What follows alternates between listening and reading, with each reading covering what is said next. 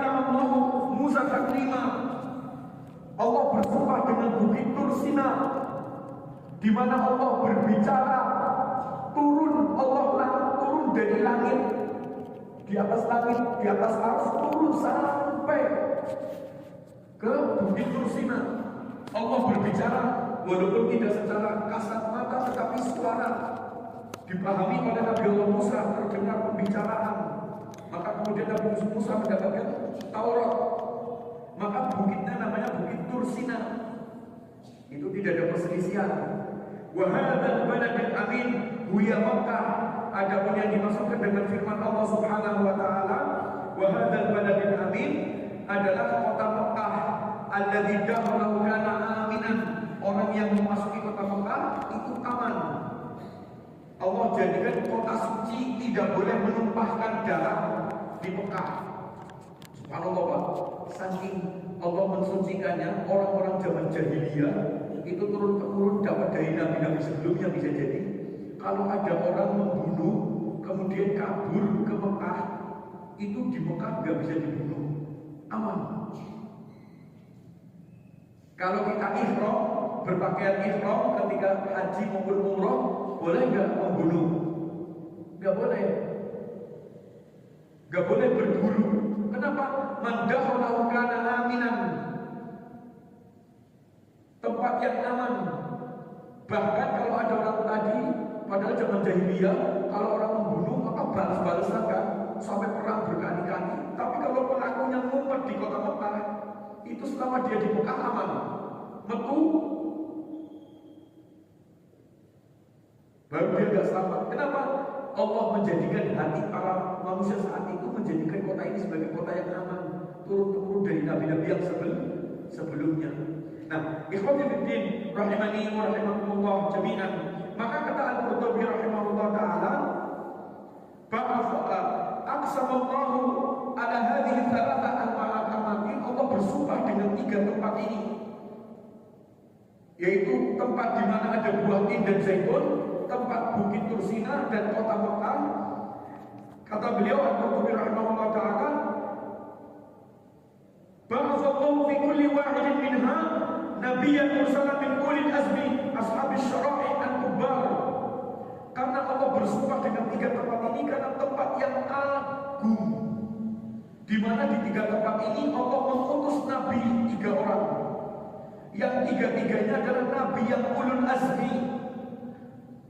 Wattini wa zaitun, Allah mengutus Nabi Allah Isa. Kenapa? Nabi Allah Isa diutus di mana? Di Palestina, di Bukit Tursina, di mana? Di Syam, di mana di situ ada buah zaitun dan buah tin. Wa turis ini Allah mengutus Nabi-Nya Musa alaihissalam. Dan buat Mekah yang tadi aman, Allah mengutus Nabi penutup Nabi Muhammad SAW. Jadi 3 tempat ini adalah tempat yang agung. Maka salah satunya kata Rasulullah SAW menyebutkan dalam hadis, la tasuddur rihal illa ila thalathati masajid. Janganlah kamu mengadakan perjalanan ziarah kecuali 3 tempat ini: Masjidil Haram, Masjidil Nabawi, wa Masjidil Aqsa. Ini 3 tempat diberkahi, di mana tempat itu ada nabi-nabi diutus tadi, di mana tempat itu ada buah zaitun, ada buah atin. Maka kemudian Allah Subhanahu wa taala menjadikan persumpahan agar apa? Mengagungkan tempat-tempat itu karena ada keberkahan di dalamnya. Nah, ikhwati fiddin rahimani wa rahimakumullah jami'an, kalau kita sudah tahu,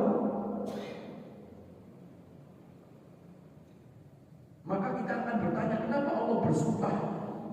Untuk apa Allah bersumpah dengan 3 tempat yang agung, yang mendatangkan pahala yang besar? Ketika kita ziarah ke tempat-tempat itu, ketika buah-buah itu kita manfaatkan, kita mendapatkan berkahnya.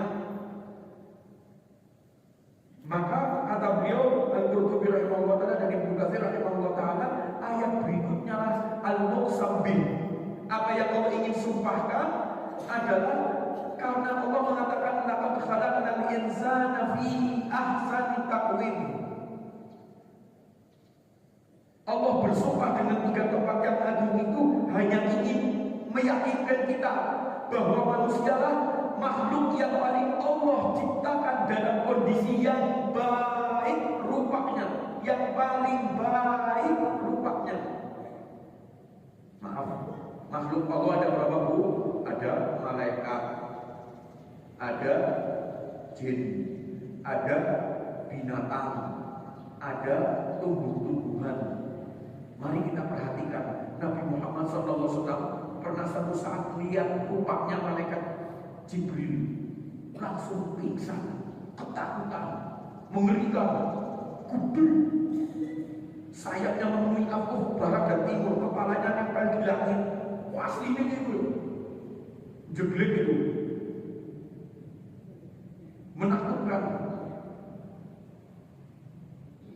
Jin begitu pula. Kenapa Allah Subhanahu wa taala mengatakan dalam Al-Qur'an, "Innahu yarakum huwa wa qabiluhu min haitsu la tarawnahu." Sesungguhnya jin melihat kamu di mana kamu tidak bisa melihat jin. Allah mengatakan apa? Kita tidak bisa melihat jin. Surat Al-A'raf. Kenapa? Karena burung rupanya menakutkan. Maka digambarkannya genderuwo, selama ini pocong. Ya kalau muncul itu menakutkan kita, ngeri. Dalam riwayat bertari, kukunya panjang-panjang dan menakutkan. Maka yang paling baik binatang, atau tahu yang kayak binatang ya? Bandingkan dengan kita yang bisa berdiri tegak, tidak condong sana, tidak condong sini, dengan mata, pendengaran, lisan, punya hati, punya akal. Dengan apa yang Allah jadikan dalam tubuh kita, kita bisa mengendalikan binatang, mengendalikan alam semesta. Maka dikatakan khalifah fil ardh, pemakmur di bumi. Apa para binatang yang bisa mengelola bumi? Enggak ada. Apa ada jin yang bisa mengelola bumi? Enggak ada. Apa ada malaikat yang mengelola bumi? Enggak ada. Yang diberi siapa? Manusia. Maka Allah Subhanahu wa taala, ada beliau Al-Qurtubi Ibnu Katsir rahimahullah taala, laqad khalaqnal insana fi ahsani taqwim, hadza huwal muqsam alaih. Inilah yang Allah ingin sumpahkan, bahwa manusia telah diciptakan oleh Allah dalam sebaik-baik rupa. Wa annahu ta'ala khalaqal insana fi ahsani surah wa syaklin muntasibil qamah sawiyatan wa hasbuha. Allah menjadikan sebaik-baik bentuk rupa manusia, dia berdiri tegak dalam kondisi kesempurnaan anggota tubuh. Subhanallah. Untung loh Allah gak jadikan gigi kita bisa memanjang. Untung jadi rapi, gigi segini gini toh, kuping segini toh. Enggak dipandang enak dibandingkan dengan makhluk-makhluk Allah yang lain. Yang bisa kita lihat binatang kambing, binatang badak, binatang macam-macam dalam bentuk-bentuk adaannya. Yang paling sempurna, enak dipandang mata, bahkan kita melihat cantik, ganteng. Siapa? Manusia. Maka Allah ingin katakan itu dengan kata wattini wazzaitun wa turi sinin wa hadzal baladil amin. Demi buah ini, demi buah zaitun yang berkah buat kalian, demi bukit Tursina di mana Allah pernah turun. Orang naik langit dunia tapi turun ke bukit loh. Ini betapa pentingnya momen itu. Wa hadzal baladil amin, dan tempat kota Mekah yang kalau kita sholat di Masjidil Haram, sholatnya berpahala 100.000 kali lipat. Maka demi tempat-tempat yang penting ini, Allah ingin mengatakan kamu itu adalah makhluk yang paling baik. Maksudnya apa bu? Bersyukurlah. Allah menyuruh kita bersyukur. Ikhwati fiddin, rahimani wa rahimakumullah jami'an. Rumusnya apa ya bu? La in syakartum la azidannakum wa la in kafartum inna adzabi lasyadid. Orang kalau mau bersyukur akan mendapatkan manfaat. Tapi kalau berbuat kufur, maksiat, tidak mensyukuri, maka Allah akan azab. Allah akan jadikan kesusahan. Maka ayatnya mengatakan apa? Tsumma radadnahu asfala safilin. Maknanya ada dua ayat ini. Ada dua. Kenapa Allah mengatakan tsumma radadnahu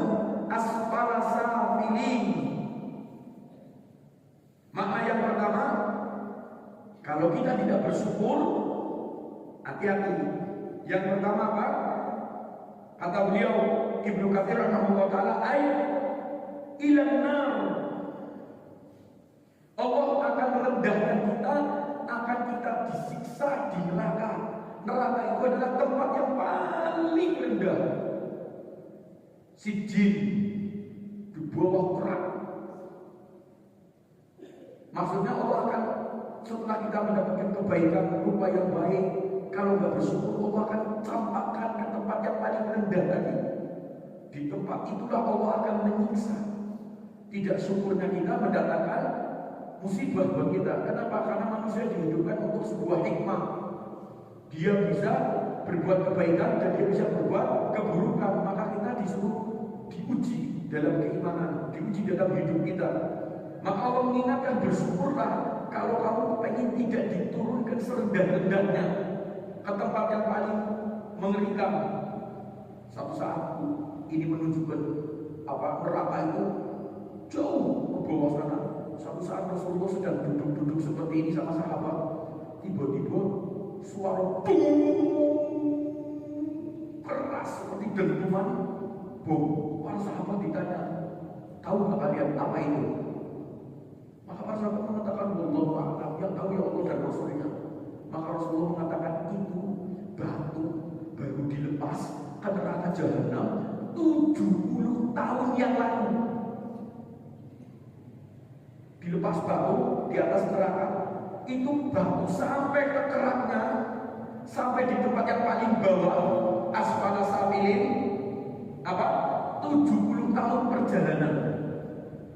Begitu sampai itu menunjukkan apa? Famaradadnahu asfala safilin. Neraka itu adalah tempat yang terus mengerak ke bawah, yang perjalanannya itu baru sampai 70 tahun. Maka Allah mengatakan, "Tsummaradadnahu ila asfala safilin," kami akan kembalikan ke tempat yang paling rendah. Maksudnya apa? Neraka. Kalau kita nggak bersyukur, Allah akan menjadikan azab. Bagaimana kalau kita bersyukur? Falakum ajrun ghairu mamnun. Karena ada ayatnya, ayat berikutnya nanti kita akan bahas. Allah akan berikan pahala yang tidak terputus, pahalanya, nikmatnya. Apa itu? Surga.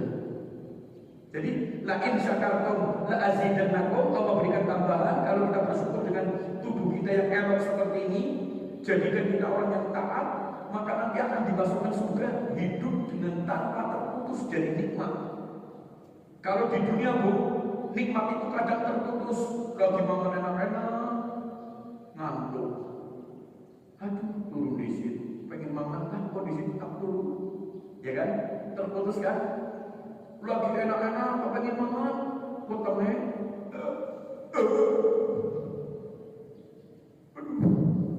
Kekenyangan, mandek orang, mandek. Belum lagi penyakit, belum lagi yang lainnya. Maka itu terputus kenikmatan di dunia. Tapi kalau di akhirat, falahum ajrun ghairu mamnun, disebutkan adalah apa? Surga. Tidak ada kamar mandi, tidak ada kenyang, tidak ada tidur, tidak ada ngantuk, makan terus, bolan terus. Maka Allah berikan nikmat tanpa terputus gara-gara apa? Syukur. Maka Allah mengatakan, "Tsummaradadnahu asfala safilin ay ila nar ay ba'da hadzal hasan wan nadar masibuhu ila nar illam yuti'illah wa yattabi'ur rusul." Maka kata Ibnu Katsir rahimahullah taala, setelah Allah mengatakan kita itu baik rupanya, indah bentuknya, ganteng, cantik, dengan akal, dengan hati, dengan panca indera ini, Allah akan menjadikan tempatnya di neraka jika tidak taat sama Allah dan ittiba Rasul. Makna yang pertama. Yang kedua, tsumma radadnahu asfala safilin. Nyuwun sewu nggih, kita akan lahir pertamanya mboten saged napa-napa, gleleng tok. Suwe-suwe bisa duduk, bisa berdiri, bisa jalan, bisa berbuat dengan kekuatan kita, Bu. Kekuatan ilmu maupun kekuatan fisik. Manfaatkan waktu itu. Waktu kita kecil kan nggak ada syariat, namanya masih fitrah, sholat karena diajari saja, belum ada dosa, ya kan? Begitu sudah balik, sudah ada hitungan taklif, wajib sholat, wajib ini, wajib itu. Maka berbuatlah di waktu kita masih kuat. Kenapa? Tsumma radadnahu asfala safilin. Akan datang masa di mana kita masuk masa tua. Kekuatan fisik itu lemah lagi. Kata beliau Ibnu Katsir rahimahullah taala, yang dimaksudkan dengan tsumma radadnahu asfala safilin ila ardhil umur lu, bahkan lu turun banget, wis pangane loro panambe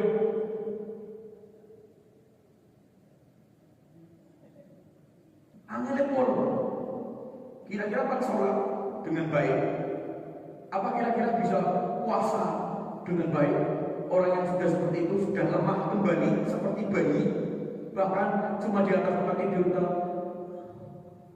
seperti itu. Hati-hati, gunakan waktu. Tsumma radadnahu asfala safilin al-haram. Maknanya selain linglung adalah masa tua di mana kekuatan fisik sudah kembali seperti bayi. Hati-hati, akan ada waktunya masa itu. Maka gunakan waktu kita di waktu muda, di waktu masih sehat, waktu masih berbuat dengan sendirinya ketika kekuatan fisik masih ada. Kenapa? Allah akan menjadikan siklus hidup kita dari bayi lemah menjadi kuat, kembali menjadi lemah lagi seperti bayi. Saya lupa suratnya. Allah mengatakan, wajah min ya Allah khalaqakum min dhafin. Allah menjadikan kamu hidup dari sesuatu yang berawal lemah. Tsumma ja'ala min ba'di dhafin quwwah wa tsumma ja'ala min ba'di quwwatin dhafan wa syaibah. Allah Subhanahu wa taala mengawali hidup kita itu dalam kondisi lemah. Kemudian setelah lemah Allah menjadikan kita kuat. Setelah itu akan menjadi lemah lagi. Ada ayatnya. Siklus kita itu cuma 3, bayi, masa emas, kembali lagi masa bayi. Artinya kelemahan kita seperti orang bayi banyak makan sudah dibatasi, bayi kan dibatasi ya bu, nggak bisa makan sekarang dewek, bayi nggak bisa bergerak, cuma mereka ada banyak orang yang sudah kakinya kursi roda terus kemana-mana dipindah diangkat, anak simpakan linglung.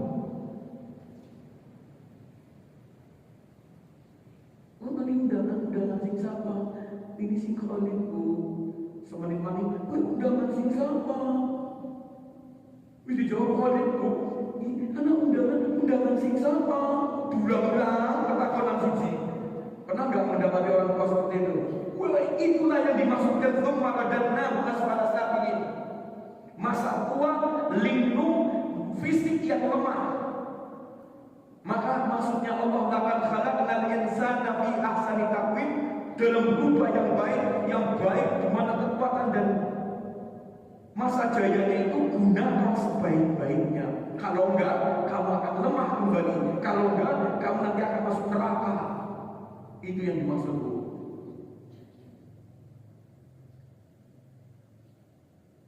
Kepengen enggak kita terhindar dari itu? Caranya Allah mengatakan innal ladzina amanu wa 'amilus shalihat. Orang yang tidak ingin mendapati masa linglung susah yang seperti itu, fisik yang lemah seperti itu, menghindarinya, dan kemudian orang yang ingin terhindar dari neraka dengan apa? Illal ladzina amanu wa 'amilus shalihat, iman dan amal soleh. Amal soleh itu apa? Hablum minallah, hablum minan nas. Gunakan waktu kita sebaik mungkin untuk berbuat ini.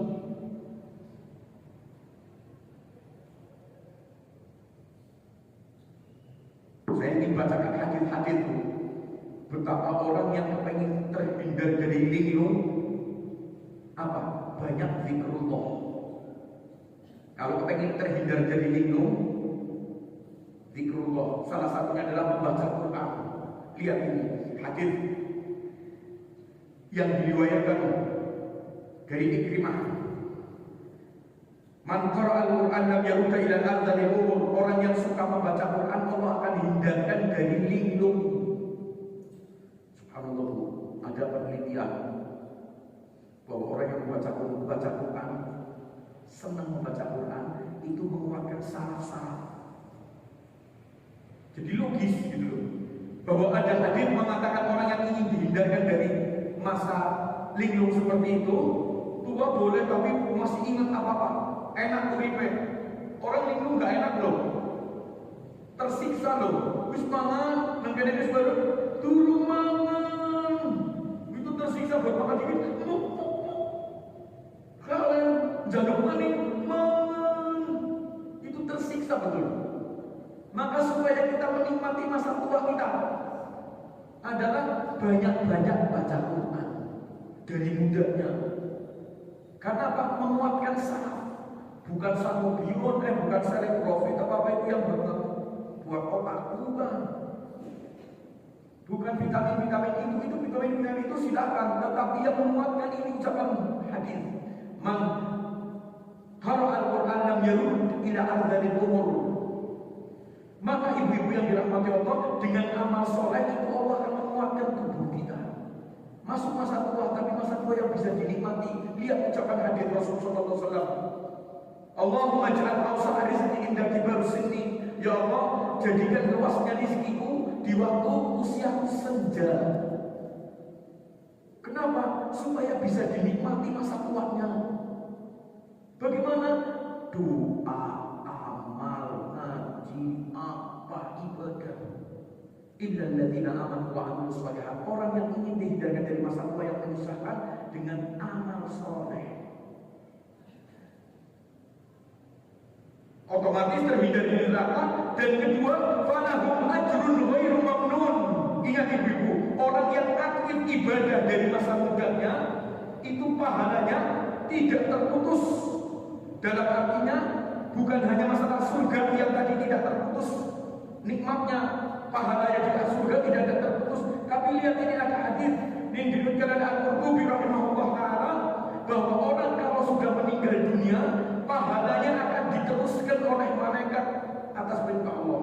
Lihat ini, innal abdal mu'min idza mata amara Allahu malaikat an yata'abbada ala qabrihi ila yaumil qiyamah wa yuktabu lahu dzalik. Allah Subhanahu wa taala mengatakan melalui lisan Rasulullah SAW, kalau kita taat ibadah, begitu kita meninggal dunia dikubur, maka Allah menyuruh dua malaikat yang biasa mengikuti kita, ya kan? Biasanya orang menyebut raqib dan atid. Malaikat yang biasa mengikuti kita disuruh oleh Allah apa? Beribadah di atas kuburan orang ini. Beribadah kepada Allah, bukan ibadah kuburan, ibadah kepada Allah. Sebagaimana kebiasaan kita, paham? Kalau bapak-bapak dan ibu-ibu biasa ibadah, begitu kita meninggal dunia, korin kita, korin itu teman yang dari jenis malaikat, Allah perintahkan ibadah melanjutkan. Dan pahalanya wa yuktabu dzalika lahu. Allah menjadikan pahala ibadahnya siapa? Malaikat tadi itu untuk kita. Jadi kita punya pahala tidak terputus sampai kiamat. Makanya berjauhi innamal a'malu binniyat. Kalau kita niat untuk ibadah dengan baik, dibiasakan, Allah akan menilai kebiasaan kita. Coba kalau kita tidak meninggalkan, kita masih ibadah ya. Maka ketika kita meninggal, Allah nyuruh malaikat ibadah atas nama kita. Falahum ajrun ghairu mamnun. Maka orang itu akan mendapatkan pahala tanpa terputus. Kenapa? Malaikat ibadah atas nama kita. Hadisnya sudah jelas, riwayatnya jelas disebutkan di dalam tafsir Al-Qurtubi rahimahullah taala. Selain tadi lahum ajrun ghairu mamnun, surga itu nikmatnya tidak terputus. Maka nikmat pahala, nikmat makanan, nikmat seksualitas, nikmat melihat Allah itu di surga nanti tidak terputus. Karena kita tidak lagi mengenal mati, tidak mengenal tidur, tidak mengenal kamar mandi, maka makan terus tanpa perlu takut nanti maaf bolak-balik BAB, gak ada, enak terus. Itulah falahum ajrun ghairu mamnun. Tapi makna yang pertama apa? Pahala kita tidak terputus. Karena apa? Malaikat melanjutkan ibadah kita. Coba kalau kita tidak meninggalkan, kita masih ibadah. Innamal a'malu binniyat, maka istiqomah mendatangkan pahala berkelanjutan. Ikhwati fiddin rahimani wa rahimakumullah jami'an. Lanjutan dari ayat ini, Allah Subhanahu wa taala kemudian mengatakan fama yukadzibuka ba'du biddin. Ini maaf, ketika di Mekah Nabi Muhammad ketemunya sinten? Kufar Quraisy. Kufar Quraisy manusia enggak seperti kita, enggak ganteng-ganteng, putih-putih, bersih-bersih, hartanya banyak, pemuka Quraisy, kedudukan yang tinggi.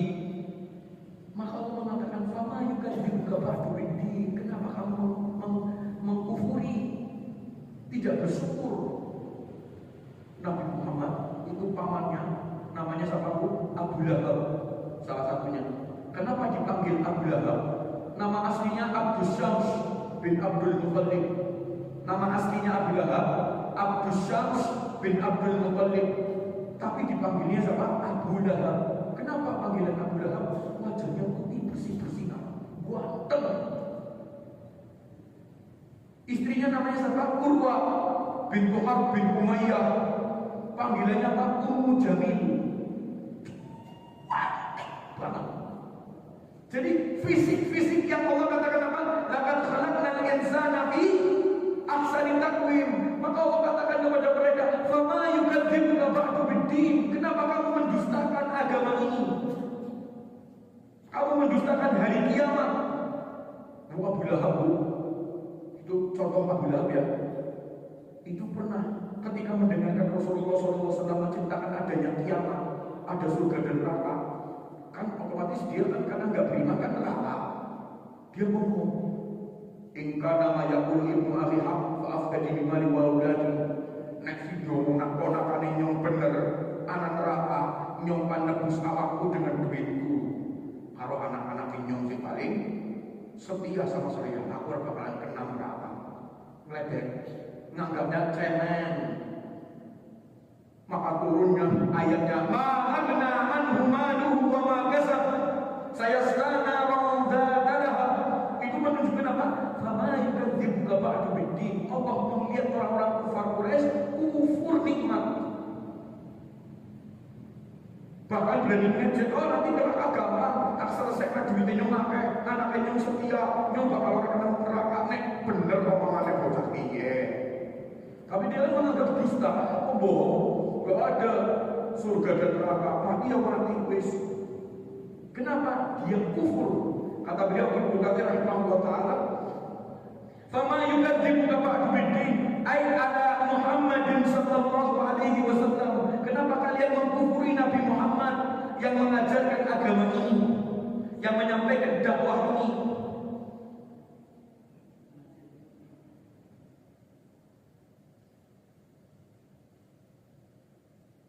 Qala Mujahid, berkata Mujahid, ma'adzallah, na'udzubillah. Orang mengingkari, mengkufuri Nabi Muhammad sallallahu alaihi wasallam. Ani bihi al-insan. Yang dimaksudkan dengan ayat ini, kenapakah manusia secara umum mengkufuri orang-orang kafir di luar agama, orang-orang kufar Quraisy apapun, orang yang tidak mengimani Nabi Muhammad SAW dari agama apapun, masuk dalam ayat ini. Fama yukadzibuka ba'du biddin. Agama yang mengajarkan tentang adanya pembalasan di hari kiamat nanti, yang di atas tauhid hanya Islam. Selain Islam sudah syirik, sudah berserikat Allah dengan makhluk-makhluk yang dipertuhankan. Maka yang dimaksudkan dengan ayat ini adalah selain agama apapun dari Islam adalah dimasukkan fama yukadzibuka ba'du biddin. Kenapa mereka manusia mendustakan agama ini? Ikhwati biddin rahimani wa rahimakumullah jami'an. Alaihissallahu bi ahkamil hakimin. Maka ayat ini ditutup bahwa Allah memastikan, subhanallah, fama yukadzibuka ba'du biddin. Ad-din dalam ayat ini adalah kiamat, salah satunya pembahasan, bukan hanya agama. Sebagaimana Maliki Yaumiddin, ya kan? Surat Al-Fatihah, Allah lah yang menjadi raja hari kiamat. Fama yukadzibuka ba'du biddin. Kenapa kamu mendustakan hari kiamat? Bukan hanya mendustakan Nabi Muhammad dan agama yang dibawa, tapi tentang adanya kiamat. Maka Allah Subhanahu wa taala memastikan, alaihissallahu biahkamil hakimi. Bukankah Allah zat pemutus yang paling bijak? Artinya apa? Kebaikan dan keburukan semuanya akan berhadapan dengan kiamat nanti dalam pengadilan Allah Subhanahu wa taala. Maka in khairan fa khairun wa in syarran fa syarrun. Jika kita baik, Allah akan berikan kebaikannya. Jika kita buruk, maka akan kembali kepada awak dewek. Artinya apa? In ahsantum li anfusikum wa in asatum falaha. Surat Al-Isra ayat 17. In ahsantum li anfusikum. Jika kamu berbuat baik, kebaikannya kamu akan rasakan sendiri untuk dirimu. Allah enggak butuh kebaikan kita. Wa in asatum falaha. Tapi kalau kita buruk, maka keburukan kita akan dirasakan kita sendiri. Adil enggak? Adil.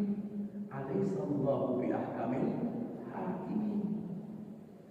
Maaf, jangankan manusia, nanti kambing yang bertanduk besar, kemudian nanduk kancane yang tanduknya kecil, itu nanti Allah akan kisos.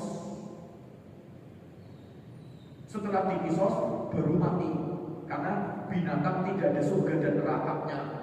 Tapi Allah kisos. Bayangin, Allah tidak membiarkan keburukan sekecil apapun dilakukan siapapun. Binatang zalim kepada sesama binatang, nanti Allah akan kisos adil-adilnya. Apalagi manusia yang berbuat A, B, C, D. Ada sebuah cerita yang mungkin saya sering ulang-ulang cerita ini, Bu. Hati-hatilah kita dengan perbuatan kita. Alaihissallahu biahkamil hakimin. Ada sebuah cerita riwayat. Allah ingin membuat kita pelajaran dari kisah ini. Allah mengutus malaikat untuk bertanya kepada binatang tentang takdir Allah atas mereka. Maka malaikat datang diperintahkan ke kerbau. Antum lihat kerbau, awak berkudu, udah begitu toh kulit si kamar, sing rumah, mari berbaca, balik maning. Itu toh kulit, ya kan? Awak berkudu, ngumlaku, sawah, baca, mangan rumput, balik lagi. Itu toh kulit. Maka Allah melalui malaikat bertanya kepada binatang itu. Malaikat katakan, bau, apa yang kamu dapati dalam takdirnya Allah atas dirimu? Allah menakdirkan kamu seperti ini. Bagaimana kamu mensikapi takdir Allah? Kerbau itu jawab, alhamdulillah. Kalau bahasa terjemah kitanya, alhamdulillah, aku bersyukur. Aku nikmati apa yang Allah takdirkan buat diriku. Kalau kita kepengen bersyukur, lihatnya yang di atas apa yang di bawah? Yang di bawah. Kerbau itu mengatakan syukur, kenapa? Masih mending aku. Lihat itu loh, kelelawar. Jadi si kerbau itu merasa bersyukur dia hidup seperti itu tadi. Masih mending itu loh, lihat kelelawar. Ibu-ibu lihat kelelawar kalau berhenti kebalik, ya kan? Kepalanya di bawah. Kalau dia gantung, kebalik enggak? Kebalik. Jam-jaman loh Pak, mumet orang. Jam-jaman loh, gantung, kepalanya di bawah. Ibu coba digantung setengah jam, dalam orang dibalik. Maka kata kerbau, masih mending aku kayak 12 tahun. Urinya kegantung, kewalik. Bahkan dalam riwayat, minumnya dari kencingnya sendiri. Minumnya kelelawar dari kencingnya. Maka kerbau, alhamdulillah. Malaikat mendengarkan si siapa tadi? Kelelawar. Maka didatangi kelelawar. Wahai kelelawar, bagaimana pendapatmu tentang takdir Allah yang ada pada dirimu? Apa sikapmu? Jawabannya kita tahu apa? Alhamdulillah, aku bersyukur dengan takdir Allah pada diriku. Dinikmati kata dia, aku bersyukur. Masih mending aku. Nah, lihat ini. Orang kalau pengen bersyukur lihatnya di mana? Yang di bawah kita, jangan lihat di atasnya. Maka kata kelelawar, masih mending aku kayak cacing. Cacing itu uripe yang jero tanah, tepatnya sedikit. Pelan-pelan. Terinjak-injak lagi. Kita kan sering berjalan di atas tanah, ngecek-ngecek. Cacing itu ada di dalam tanah. Betapa kasihannya, sempit, diedek maning. Maka malaikat datang kepada cacing. Bagaimanakah pendapatmu tentang hidupmu yang Allah takdirkan seperti ini? Apa jawabannya? Cacing, alhamdulillah, aku bersyukur, aku nikmati hidupku. Masih mending aku. Lihat tuh, lihat yang di bawahnya lagi. Masih mending aku. Lihat itu manusia. Dia hidup di dunia dan bertanggung jawab di akhirat. Aku urip nenek, menikmati, selesai. Gak ada apa-apanya. Manusia, ucapannya, perbuatannya yang dia lakukan di sini urusannya panjang di akhirat. Masih mending urip nenek, selesai. Lihat itu betapa bahayanya kita. Fama yukadzib ba'du biddin alaihissallahu bi'ahkamil hakimin. Perbuatan kita tidak ada satupun yang lewat. Kita pertanggungjawabkan. Bukankah Allah zat yang paling adil dalam menghakimi? Maka siapapun yang terzalimi jangan pernah takut. Allah akan menyelesaikan kalau di dunia tidak diselesaikan oleh sesama manusia. Kalau di dunia kita tidak mendapatkan keadilan, Allah pastikan keadilan itu. Allah Rabbul Mustad'afin. Allah adalah zat sesembahan makhluk yang lemah. Maka Allah akan bantu kelemahan kita dengan pertolongan Allah, dunia ataupun akhirat.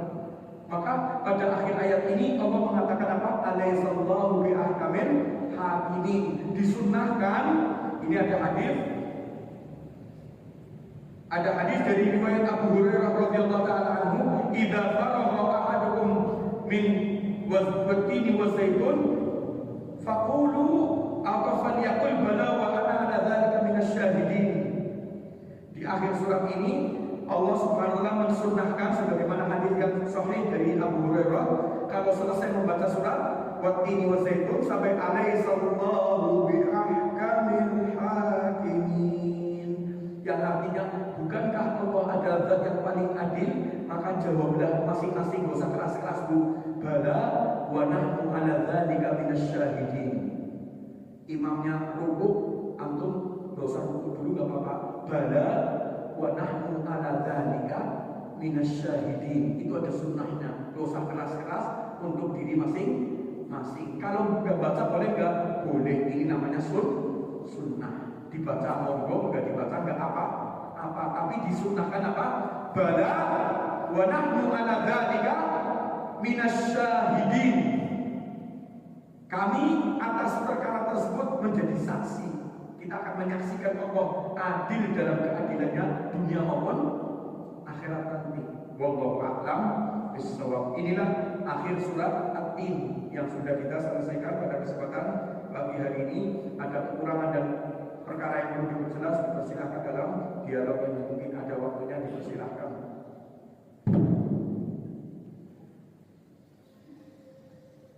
Bapak Ibu hadirin sekalian, kami persilakan barangkali ada yang ingin didiskusikan ataupun ditanyakan terkhusus terkait dengan surat At-Tin.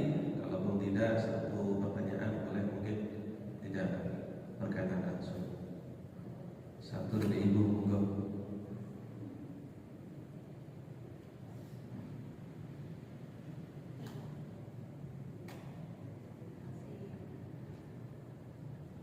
Assalamualaikum warahmatullahi wabarakatuh. Izin bertanya Pak Ustaz, yang mau tanyakan ini, saya punya anak yang nomor 4 perempuan, sudah punya anak 2 di Jakarta. Tiba-tiba itu suaminya sakit sampai sekarang belum sembuh, tidak bisa mencari uang. Jadi istrinya itu cari jualan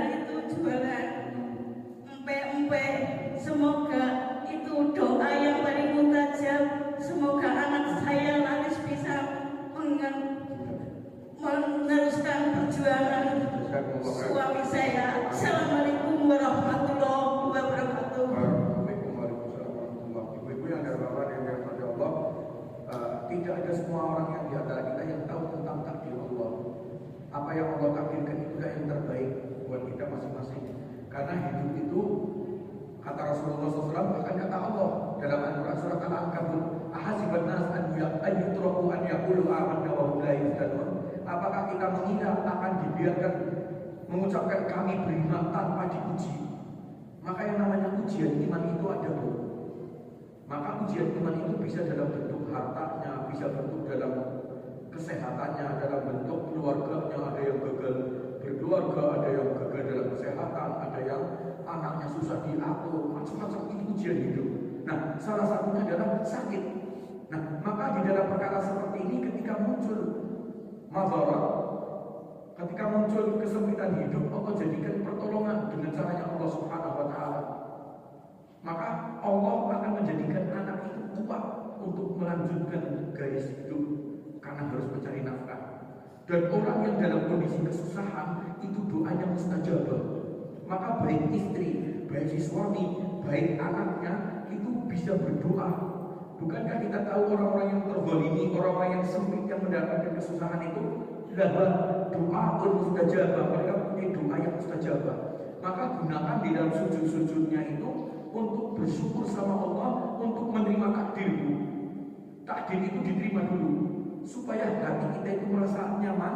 Karena ada yang membuat kita itu merasa tidak nyaman, hati kita sendiri mengeluh, merasa berat, kemudian apa namanya itu enggak ridho, itu akhirnya hidup itu semakin susah.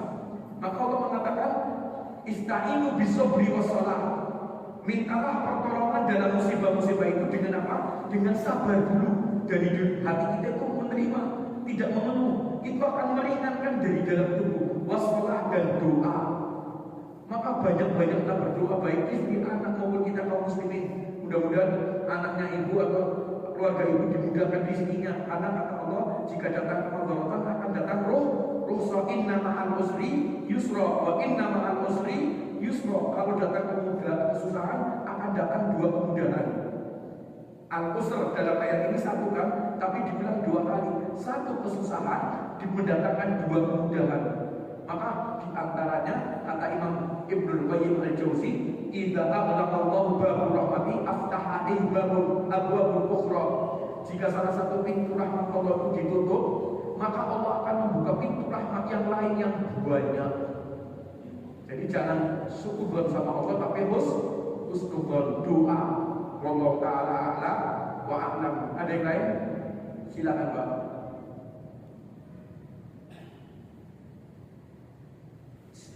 Assalamualaikum warahmatullahi wabarakatuh. Waalaikumsalam. Alhamdulillah, terima kasih Pak Ustaz. Beberapa sudah bisa memberikan cukup banyak. Iya, Pak.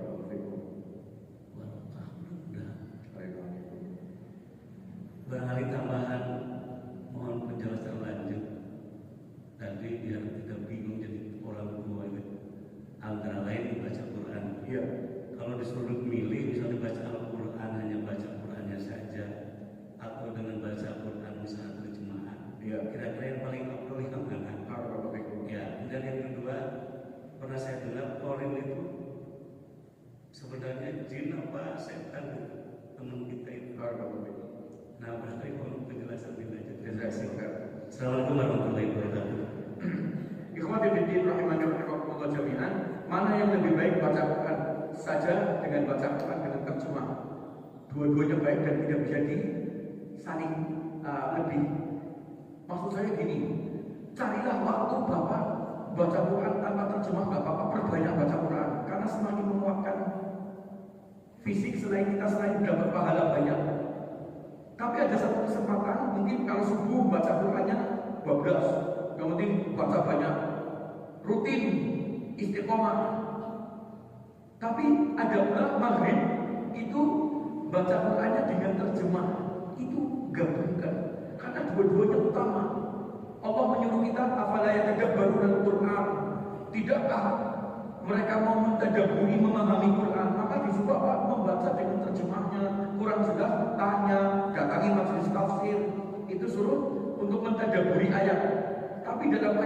dalam hadis yang lain Rasulullah SAW mengatakan alladzi yaqra'ul Qur'an wa huwa mahir ma'as samaratil kiramil bararah. Orang yang baca Qur'annya baik, cepat, bagus, banyak, itu selalu diikuti malaikat kemanapun pergi, dilindungi dengan doa-doanya malaikat kepada kita.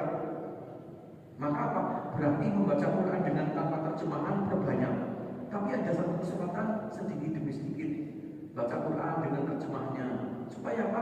Apa yang terbaca selama ini diketahui pelan-pelan, sehingga tidak perlu dibandingkan, karena dua-duanya baik. Maksud saya seperti itu. Nah, kemudian yang kedua, saya tadi mengatakan korin. Itu sebenarnya korin artinya teman. Di dalam hadis, korin itu identik kepada jin. Jin itu setan yang buruk. Cuma tadi saya mengatakan malaikat yang mengikuti kita kan juga seperti teman. Sebenarnya bahasa Qur'annya itu namanya malaikat hafadzah, malaikat penjaga. Maka kemanapun kita pergi, kecuali ke kamar mandi dan ke kamar tidur, itu malaikat ngikuti. Kalau ke kamar mandi sama kamar tidur, ketika bapak ibu buka aurat, malaikat itu malu melihat aurat, maka tidak masuk. Bagaimana ada kebaikan dan keburukan di kamar mandi dan di kamar melalui bau. Malaikat itu tahu kalau ada bau busuk, buat kayak lagi maksiat ya, tulis. Tapi apa yang lihat aurat manusia nggak mau. Kemanapun malaikat mengikuti kita, maka yang saya maksudkan malaikat yang biasa mengikuti kita namanya malaikat hafadzah. Maka dia akan ibadah di atas kuburan kita ketika kita meninggal untuk memberikan pahala kepada kita tanpa putus. Gara-gara kebiasaan kita ibadah. Tapi kalau korin memang betul Pak. Mamikum illa waqa'u illa bihi qarinah, kata Rasulullah hadis Muslim. Tidaklah di antara kalian melainkan ada korinnya. Maka para sahabat mengatakan, wa anta ya Rasulullah, apakah kamu juga ada korinnya? Maka Rasulullah mengatakan, wa ana illa an yataghammadani Allah birahmah. Tapi Allah Subhanahu wa taala memberikan rahmat kepadaku hingga korinku Islam. Fala ya'muruni illa bi khairin. Maka korinnya Nabi Muhammad tidak pernah bisiki kecuali kebaikan. Karena korinnya sudah masuk Islam, Pak. Tapi korin kita itu setan, jauh dari kebaikan. Yuk nolong, yuk masuk ke masjid. Ngapain masjid enak rumah, baca orang, ngejak maksiat. Terus seperti itu. Maka kata Rasulullah SAW, inni khasyitu an yukzifa fi qulubikum rusyad. Aku takut korin kalian itu yang membisik-bisik terus keburukan. Maka korin istilahnya setan, selalu mengajak kepada kemaksiatan. Tapi saya tadi mengatakan korin dalam artian untuk mengartikan secara bahasa, teman, mengikuti kemanapun. Maka malaikat itu namanya malaikat hafadzah. Wallahu a'lam bishawab. Ada yang lain? Satu lagi mungkin. Ya, silakan.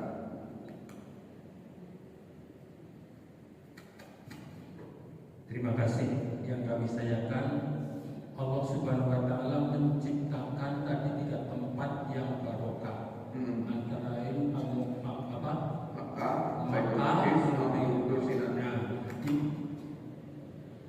Baitul Maqdis itu, yaitu di Masjidil Aqsa.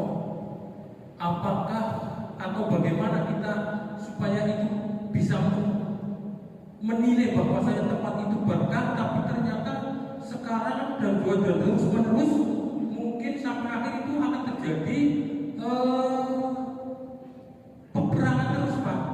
Nah, bagaimana kita supaya bisa mencerna bahwa itu memang benar-benar tempat yang berkah? Terima kasih. Ikhwati fiddin rahimani wa rahimakumullah jami'an, dimaksudkan dengan tempat berkah itu banyak manfaat bagi kita ketika kita mendatangi tempat itu, pahala yang besar. Maka tidak selisih. Saya tadi menyebutkan tidak mengadakan perjalanan kecuali 3 masjid, Masjidil Haram, Masjid Nabawi, Masjidil Aqsa, ya kan? Maka ziarah situ yang paling utama dan itu yang besar pahalanya, karena sholat di situ berbeda dengan sholat di masjid seperti kita di sini. Ini naik kelimatan 27 derajat, tapi kalau di sana 5.000, 100.000, 1000 kali lipat Baitul Maqdis gitu loh. Nah, maka bedakan dengan bahwa tempat itu kemudian menjadi ujian buat kita. Memang maaf, Allah Subhanahu wa taala menyatakan dalam hadis, la taqum sa'ah hatta yuqatil muslimun al-yahud. Tidak terjadi kiamat kecuali sampai muslim bisa mengalahkan Yahudi. Maka Baitul Maqdis menjadi rebutan dari muslim dan Yahudi. Terus seperti itu. Apakah berarti tidak berkah? Berkah tetap bagi penduduk Gaza, bagi penduduk Palestina. Ketika mereka bisa datang ke sana, berkah buat mereka. Tempat itu berkah buat mereka. Buat kita adalah ujian keimanan. Mau mendiamkan atau ikut andil berjuang untuk membebaskan. Karena tanpa pertolongan kita, Allah pasti akan memenangkan. Tapi Allah menguji, adakah kita ikut andil atau tidak andil. Maka diantaranya kita sekarang boikot, tidak mengadakan perjalanan ke Gaza sekarang, ke Baitul Maqdis sekarang. Karena kalau kita bayar visa, itu uangnya masuk ke Israel. Kalau kita ziarah sekarang ini Pak, itu membesarkan Israel dan mendapatkan devisa, dapat uang dari kita karena mereka yang menguasai. Maka Yusuf Al-Qaradawi mengatakan janganlah umat Islam sementara saat ini jangan ke sana. Karena kalau kamu ke sana kamu memberikan untung keuangan, uang itu bisa buat berdiri kaum muslimin. Maka ada pendapat yang jangan sekarang kita ziarah ke Baitul Maqdis supaya apa? Supaya kita boikot. Tidak ada pariwisata yang masuk uangnya ke Israel. Tapi apa? Itu tempat berkah, ya minimal berkah bagi penduduk sekitar. Yang bisa mendatangi itu bagi kita ujian, kita harus membebaskan dulu, harus berjuang. Dulu pernah Allah bebaskan ketika zaman Umar bin Khattab. Umar bin Khattab mengalahkan Palestina di tangan kaum muslimin. Kuncinya dipegang Khalifah Umar bin Khattab. Tapi dengan adanya waktu berselisih lagi, kaum muslimin kalah. Kemudian menang lagi di zaman Salahuddin Al-Ayyubi. Kemudian kalah lagi dalam perang salib dan lain sebagainya. Ini terus berjuang seperti ini, tidak selesai kecuali kiamat nanti. Allah akan memenangkan. Siap tidak siap kita kaum muslimin akan Allah menangkan. Maka itu beda lagi dengan ujian, tapi berkah tetap seperti itu. Wallahu a'lam bishawab. Ada lain? Oh, silakan dikatakan ada satu lagi.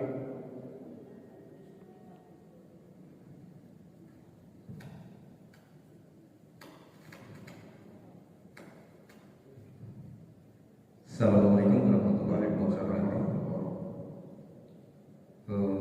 Ustaz, kami mau tanya yang tadi di awal, yaitu adanya usop sampah, itu suratnya yang pendek-pendek.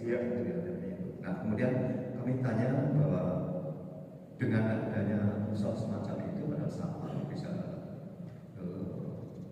ada bolehkah kita sunnah, sholat sunnah? Hanya itu saja. Ikhwati fiddin rahimani rahimakumullah jami'an. As-safar qit'atun minal adab. Kata Rasulullah, safar itu bagian daripada adab. Bapak-bapak walaupun pakainya Mercedes Benz, tetap aja enak di rumah. Naik atau apa di mobil kayak gini atau kayak gini terus jenuh, gak enak. Maka kata Rasulullah, as-safar qit'atun minal adab. Safar adalah bagian daripada adab. Maka Allah berikan kelebihan. Satu, doanya mustajabah. Yang kedua, diberikan keringanan. Bayangin 4 rakaat jadi 2 rakaat. Zuhur, asar, isya. Nah, kalau yang wajib saja Allah ringankan, masa sunnah mesti dikerjakan? Maka dalam kondisi safar, sunnah tidak dikerjakan kecuali sholat tertentu. Satu, qobliyah subuh, itu ada dalilnya. Kedua, tahiyatul masjid. Qobliyah ba'diyah lewat. Qiyamul lail kalau mau silakan, tapi sunnah itu sudah. Artinya mau yang wajib aja Allah berikan keringanan supaya agama kita itu enggak memberati kita buat. Jangan agama itu menjadi momok. Allah itu tahu beban fitrah manusia itu kalau mendapatkan kesusahan mengeluh. Maka yang sunnah dibebaskan, yang wajib dikorting. Maka Rasulullah dalam riwayat hanya kaitannya dengan apa? Qobliyah subuh. Karena qobliyah subuh pahalanya dunia dan segala isinya, maka Rasulullah tidak pernah meninggalkan. Kemudian tahiyatul masjid. Kemudian dalam riwayat ada qiyamul lail sedikit secara khafif. Maka selain itu qobliyah ba'diyah lewat. Kenapa? Yang wajib saja dikorting, terus yang sunnah dikorting enggak, dua jadi satu. Ini namanya ngarang, enggak ada dalilnya, sholat 1 rakaat, ya kan? Maka hanya subuh, maka hanya maghrib, isya, asar dan zuhur. Wallahu a'lam bishawab. Maka sunnah-sunnah ditinggalkan saat kita safar. Wallahu a'lam bishawab. Cukup mungkin demikian. Saya kembalikan kepada pembawa acara, kalau ada kurang-kurangnya